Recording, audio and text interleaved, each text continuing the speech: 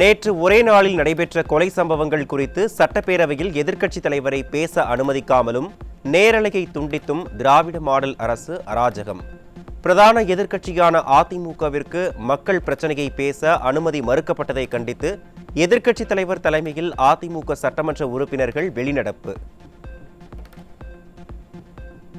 Stalin model அரசாங்கம், ஸ்டாலின் தலைமையில் இருக்கின்ற காவல்துறை செயலற்று இருக்கின்ற அந்த காரணத்தினால்தான் தொடர்ந்து தமிழகத்திலே கொலை சம்பவங்கள் அரங்கேறிக்கின்ற அதை தடுக்க தவறிய திமுக அரசை கண்டித்து இன்றைய தினம் நாங்கள் வெளிநடப்பு செய்திருக்கின்றோம். நிர்வாக திறனற்ற ஸ்டாலின் ஆட்சியில் நாள்தோறும் கொலை சம்பவங்கள் அரங்கேறுவதாக எதிர்க்கட்சித் தலைவர் குற்றச்சாட்டு. நாள்தோறும் மர்டர் ஸ்டேட்டஸ் பார்க்கும் அளவிற்கு கொலைகள் அரங்கேறுவதுதான் இந்த அரசின் சாதனை என ஆவேசம். நாள்தோறும் கொலை சம்பவங்கள் நடந்து ஏறிக்கொண்டிருக்கின்றன. டெய்லி ஸ்டேட்டஸ் ரிப்போர்ட் கொடுப்பது போல டெய்லி மர்டர் ரிப்போர்ட் இந்த ஆட்சியில் பார்க்கப்படுகிறது. இந்த ஆட்சியினுடைய சாதனை இந்த கொலைப்பட்டியில் காண்பதுதான் சாதனையா இருக்குது.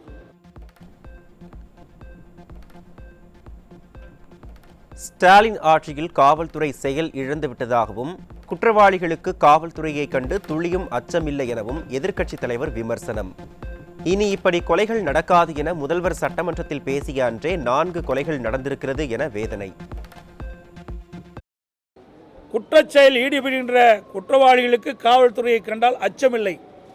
ஒரு காலத்தில் தமிழ்நாடு காவல்துறை ஸ்காட்லாந்து காவல்துறைக்கு இணையாக போற்றப்பட்ட அந்த காவல்துறை இன்றைக்கு செயலற்று இருக்கின்ற சூழ்நிலையை நாம் பார்க்கின்றோம். திருநெல்வேலி சம்பவத்தை நான் கோடிட்டு காட்டி பேசுகின்ற பொழுது இனி இப்படிப்பட்ட சம்பவம் நடைபெறாது, காவல்துறை சரியான முறையில் செயல்படும், குற்றவாளிக்கு தகுந்த தண்டனை நாங்கள் பெற்றுத் தருவோம் என்று சொன்ன நேற்றைய தினமே 4 கொலை நடைபெற்றிருக்கிறது. அப்படி என்றால் இந்த ஆட்சி எந்த அளவுக்கு மோசமாக நடைபெற்றுக் கொண்டிருப்பதை நாம் எண்ணி பார்க்க வேண்டும். ஓய்வு பெற்ற காவல் அதிகாரி தன் உயிருக்கு ஆபத்து என வீடியோ வெளியிட்ட பிறகும் ஸ்டாலின் அரசின் உளவுத்துறையும் காவல்துறையும் நடவடிக்கை எடுக்கவில்லை என எதிர்க்கட்சித் தலைவர் குற்றச்சாட்டு. உரிய நடவடிக்கை எடுத்திருந்தால் ஜாகிர் ஹுசேனின் படுகொலையை தடுத்திருக்கலாம் எனவும் காவல்துறை செயலற்று இருக்கிறது எனவும் விமர்சனம்.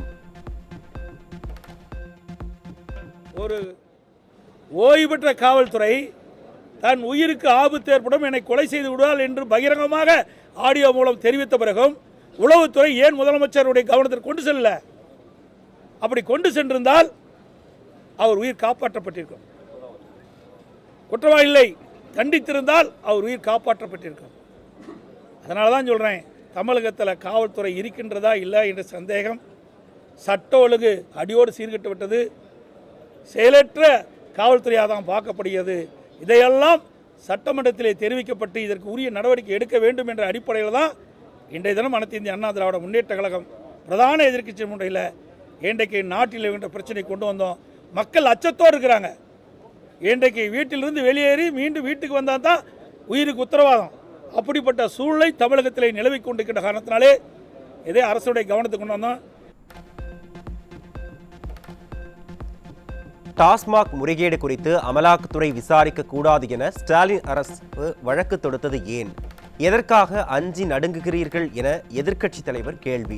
ஸ்டாலின் அரசு பதற்றப்படுவதில் இருந்தே முறைகேடு நடந்திருப்பது உறுதியாவதாக எதிர்க்கட்சித் தலைவர் எடப்பாடி கே பழனிசாமி காட்டம்.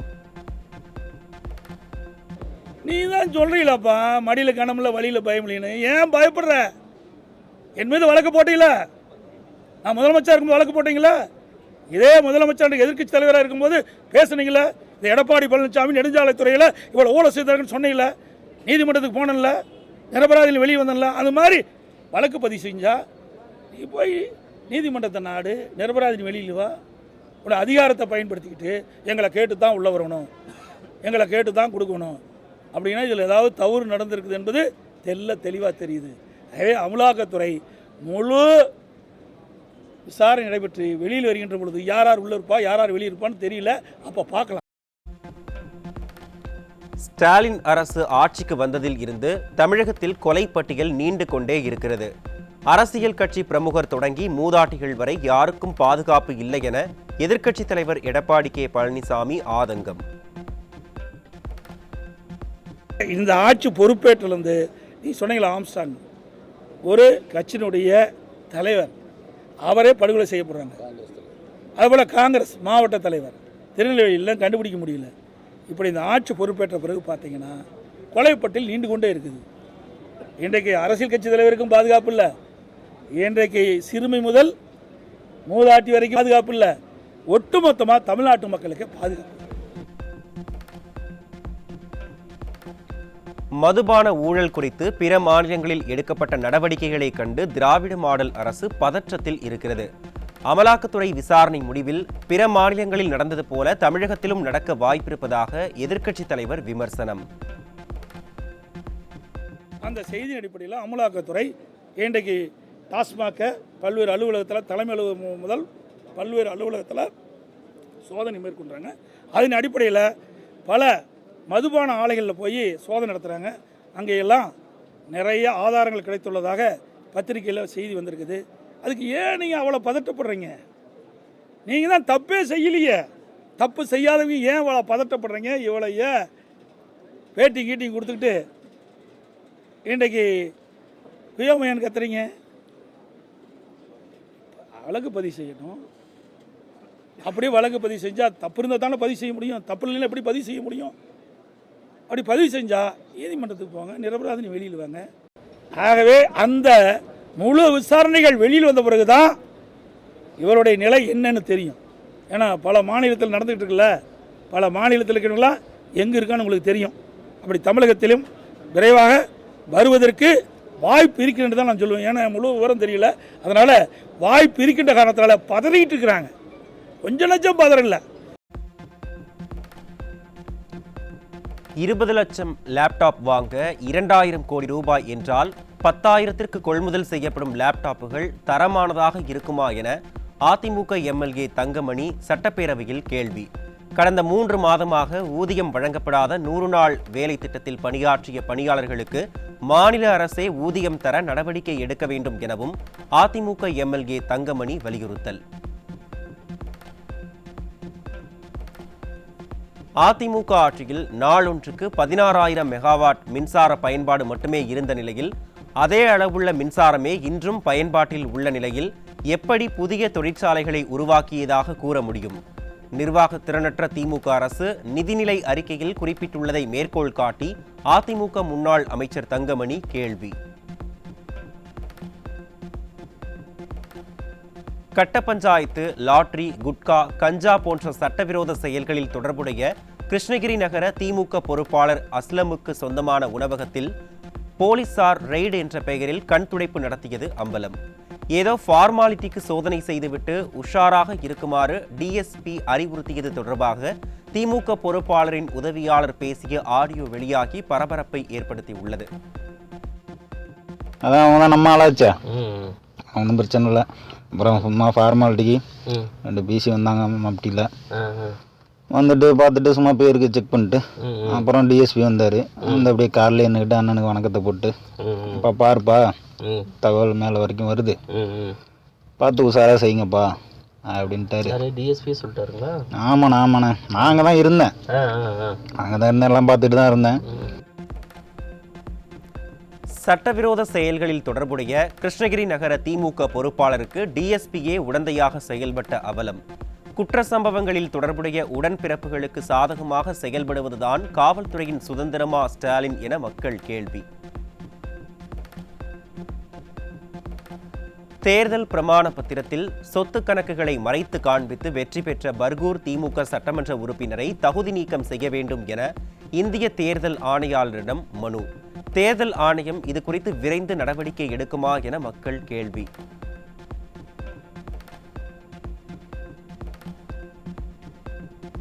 இந்த ஆட்சி சட்டம் ஒழுங்கு பிரச்சனையில் கடுமையாக இருக்கும் என்று சட்டமன்றத்தில் சிரிக்காமல் பேசி அசத்திய திராவிட மாடல் முதல்வர். இந்த ஆட்சியை பொறுத்தவரையில் சட்டம் ஒழுங்கு பிரச்சனையில் கடுமையாக இருக்கும் என்பதற்கு இது ஒரு உதாரணமாக நான் இங்கே குறிப்பிட விரும்புகிறேன். இந்த ஆட்சியை பொறுத்தவரையில் சட்டம் ஒழுங்கு பிரச்சனையில் கடுமையாக இருக்கும் என்பதற்கு இது ஒரு உதாரணமாக நான் இங்கே குறிப்பிட விரும்புகிறேன்.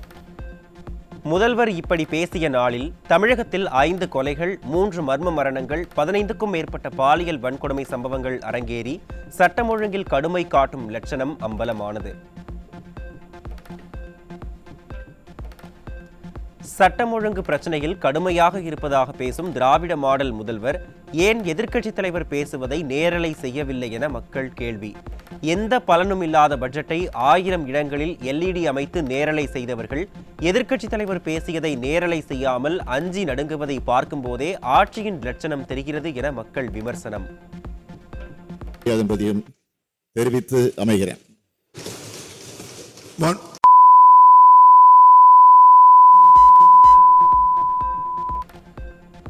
திமுக ஆட்சிக்கு வந்ததில் இருந்து தமிழகத்தில் இஸ்லாமிய சமூக ஆர்வலர்கள் பாதுகாப்பு கேள்விக்குறியாகி இருப்பதாக சிறுபான்மை சமூக மக்கள் வேதனை.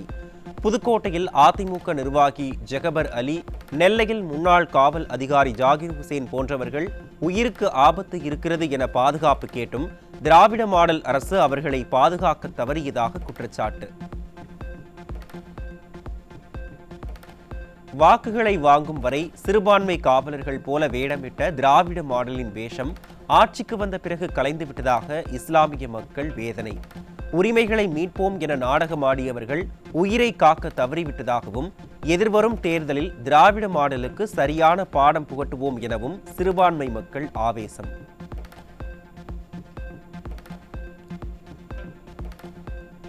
அமலாக்கத்துறை சோதனைக்கு பின்னர் திராவிட மாடல் அமைச்சர்கள் டெல்லிக்கு இரவோடு இரவாக பறப்பது ஏன் என மக்கள் கேள்வி எழுப்பியுள்ளனர். அமைச்சர்கள் துரைமுருகன், செந்தில் பாலாஜி ஆகியோர் சென்னையில் சட்டப்படி எதிர்கொள்வோம் என வசனம் பேசிவிட்டு டெல்லிக்கு சென்றது ஏன் என திராவிட மாடல் முதல்வர் விளக்க வேண்டும் என மக்கள் கோரிக்கை. கல்லா கட்டியதை கணக்கு காட்டி கப்பம் கட்ட டெல்லிக்கு சென்றாரா செந்தில் பாலாஜி என மக்கள் கேள்வி. மக்கள் நலன் சார்ந்த திட்டங்களை பெற டெல்லிக்கு சென்றிருந்தால் இந்த விளம்பர பிரியர்கள் சென்னையில் விமானம் ஏறும் முன்னரே விளம்பரம் செய்திருப்பார்கள். சத்தமின்றி சென்று வருவதை பார்த்தால் சந்தேகம் எழுகிறது என்கிறார்கள் பொதுமக்கள். வெளிநாடுகளுக்கு இன்பச் சுற்றுலா சென்று வந்த திராவிட மாப்பிள்ளை டாஸ்மாகில் அமலாக்கத்துறை நடத்திய சோதனைக்கு பின் டெல்லியில் முகாமிட்டிருப்பதாக தகவல். உச்சபட்ச அதிகாரியின் கைபேசியில் இருந்து முக்கிய ஆவணங்கள் சிக்கியிருப்பதாக தகவல் வெளியாகியுள்ள நிலையில் டெல்லியிடம் சரண்டராக தயாராகிவிட்டதா அறிவாலயம் என மக்கள் கேள்வி. அமலாக்கத்துறை விசாரணைக்கு தடை விதிக்க வேண்டும் என உயர்நீதிமன்றத்தில் வழக்கு தொடர்ந்த டாஸ்மாக் நிர்வாகம். டாஸ்மாக் ஊழல் பூதாகரமாகி இருக்கும் நிலையில் மடியில் கனமில்லை என்றால் விசாரணையை எதிர்கொள்ள வேண்டியதுதானே, ஏன் ஸ்டாலினின் திராவிட மாடல் தடை கேட்கிறது என மக்கள் கேள்வி.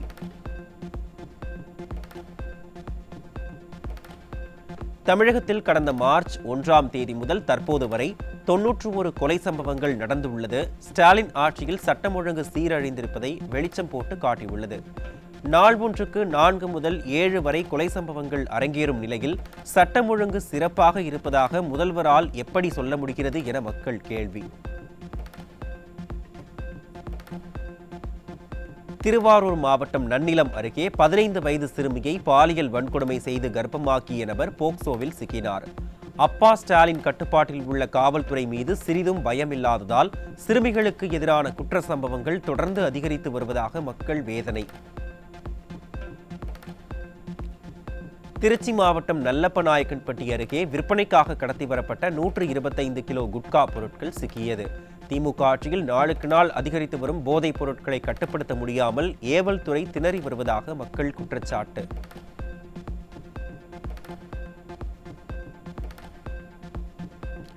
ராமநாதபுரம் மாவட்டம் தொண்டி அருகே கடலில் மிதந்து வந்த 30 கிலோ கஞ்சா மூட்டை பிடிபட்டது.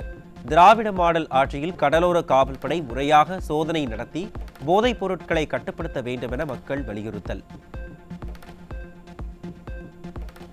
திருச்சி மாவட்டம் சமயபுரம் டோல்கேட் பகுதியில் விற்பனைக்காக பேருந்தில் கடத்தி வரப்பட்ட 21 கிலோ கஞ்சா சிக்கியது. திமுக ஆட்சியில் பேருந்திலேயே கடத்தும் அளவிற்கு போதைப் பொருள் புழக்கம் அதிகரித்து விட்டதாக மக்கள் குற்றச்சாட்டு. சென்னை அம்பத்தூரில் விற்பனைக்காக கொண்டுவரப்பட்ட 18 கிலோ கஞ்சா பறிமுதல். ஸ்டாலினின் திமுக ஆட்சியில் தமிழகம் போதைப் பொருட்களின் குடோனாக மாறி வருவதாக மக்கள் வேதனை. சென்னை பெரம்பூர் ரயில் நிலையத்தில் 10.5 கிலோ கஞ்சா சிக்கியது. ஸ்டாலின் ஆட்சியில் தமிழகம் கஞ்சா கடத்தல் கேந்திரமாக மாறிவிட்டதாக பொதுமக்கள் குற்றச்சாட்டு.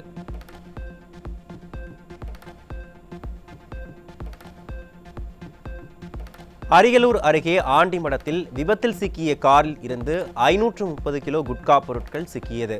கார் விபத்தில் சிக்கவில்லை என்றால் குட்கா கடத்தலை திறனற்ற ஸ்டாலின் அரசின் ஏவல் துறை கண்டுபிடித்திருக்காது என மக்கள் விமர்சனம்.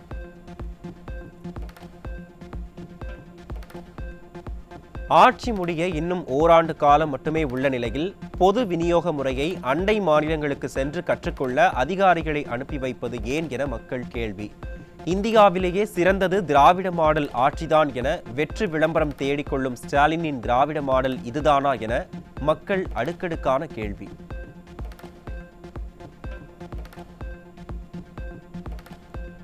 வீட்டு வசதி வாரிய அமைச்சரின் உதவியாளர் மகன் கொடுமையால் பெண் தூக்கிட்டு தற்கொலை.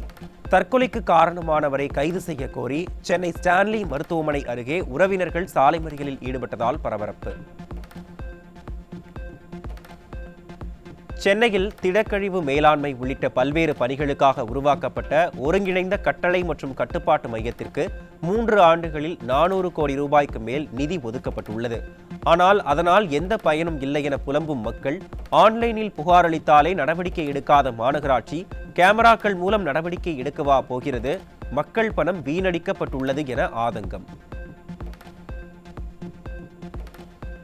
டாஸ்மாக் முறைகேடு குறித்த அமலாக்கத்துறையின் விசாரணைக்கு தடை விதிக்க கோரி ஸ்டாலின் அரசு தாக்கல் செய்த மனு மேம்போக்காக உள்ளதாக உயர்நீதிமன்றம் விமர்சனம். அமலாக்கத்துறை சோதனையின் போது பதிவு செய்யப்பட்ட அனைத்து சிசிடிவி காட்சிகளையும் நீதிமன்றத்தில் ஒப்படைக்க ஸ்டாலின் அரசுக்கு சென்னை உயர்நீதிமன்றம் உத்தரவு. நாய்க்கடியால் உயிரிழக்கும் கால்நடைகளுக்கு திராவிட மாடல் அரசு நிவாரணம் அறிவித்திருக்கும் நிலையில் இதெல்லாம் நடக்கிற காரியமா என கேள்வி. கால்நடைகள் நாய்க்கடியால் தான் இறந்தது என சான்றிதழ் பெறவும் நிவாரணம் பெற பதிவு செய்யவும் ஸ்டாலின் அரசுக்கு லஞ்சம் கொடுக்க வேண்டியிருக்குமே என மக்கள் வேதனை.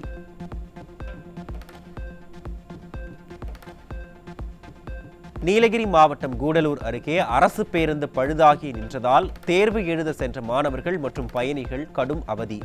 ஓட்டை உடைசல் பேருந்துகளை மாற்றுவதுடன் அரசு பேருந்துகளை முறையாக ஆய்வு மேற்கொள்ளாத அதிகாரிகள் மீது உரிய நடவடிக்கை எடுக்க வேண்டும் என திராவிட மாடல் அரசுக்கு மக்கள் வலியுறுத்தல்.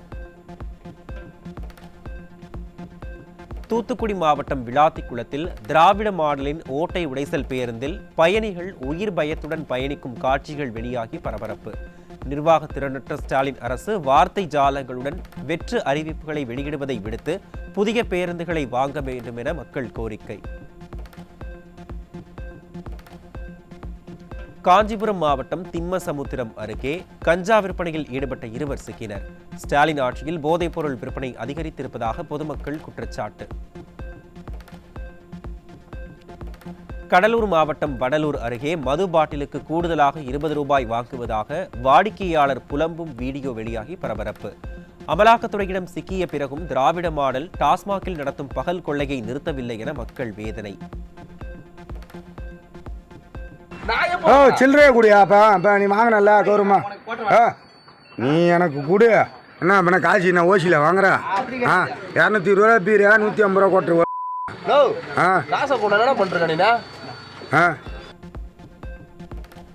திருவள்ளூர் மாவட்டம் ஆரம்பாக்கம் காவல் நிலையத்திற்கு பூச்சி மருந்து பாட்டிலுடன் வந்து சட்டவிரோத மது விற்பனை குறித்து ஆவேசமாக கேள்வி எழுப்பிய பெண்கள்.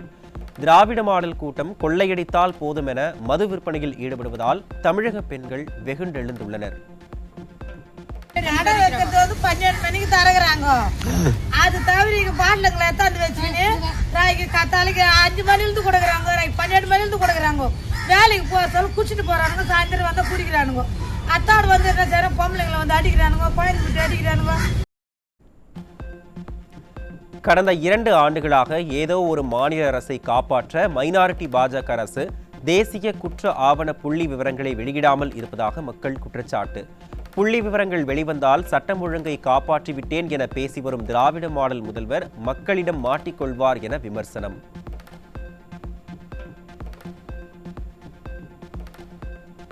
2023-24 ஆண்டில் நாடு முழுவதும் வயது குறைந்த ஓட்டுநர்கள் சம்பந்தப்பட்ட 11,890 சாலை விபத்துகளில் 2,063 விபத்துகள் பதிவாகி தமிழகம் முதலிடம். திராவிட மாடல் காவல்துறையின் இரும்புக்கர நடைமுறை உண்மையான போக்குவரத்து பாதுகாப்பை உறுதி செய்வதில் தோல்வியடைந்து உள்ளதாக மக்கள் விமர்சனம். உலகின் மகிழ்ச்சிகரமான நாடுகளின் தரவரிசை பட்டியலில் இந்தியா 118வது இடத்தில் உள்ளதாக தகவல் வெளியீடு. பின்லாந்து முதலிடம் பிடித்த நிலையில் அண்டை நாடுகளான பாகிஸ்தான், நேபாளம் நாடுகளை விட இந்தியாவை பின்னுக்கு தள்ள வைத்ததுதான் மத்திய மைனாரிட்டி பாஜக அரசின் சாதனையா என மக்கள் கேள்வி.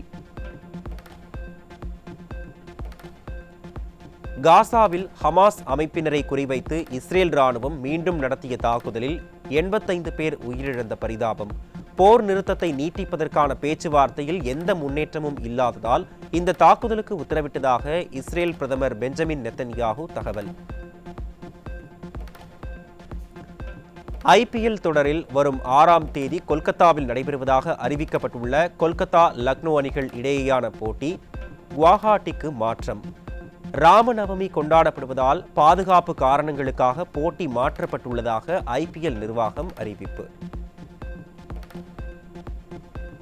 சட்டவிரோத சூதாட்ட செயலியை விளம்பரப்படுத்திய புகாரில் நடிகர்கள் பிரகாஷ்ராஜ், விஜய் தேவரகொண்டா உள்ளிட்ட 25 பேர் மீது வழக்கு பதிவு. நடிகர்கள் தவறாக வழிநடத்தியதால் மக்கள் கடினமாக உழைத்த பணத்தை சூதாட்ட செயலியில் இழந்துவிட்டதாக வந்த புகாரில் நடவடிக்கை.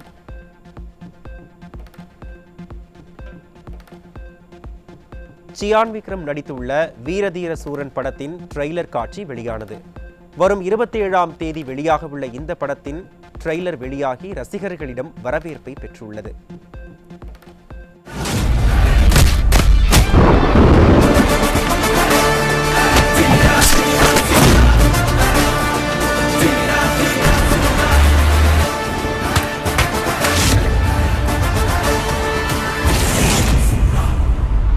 விசாகத்தில்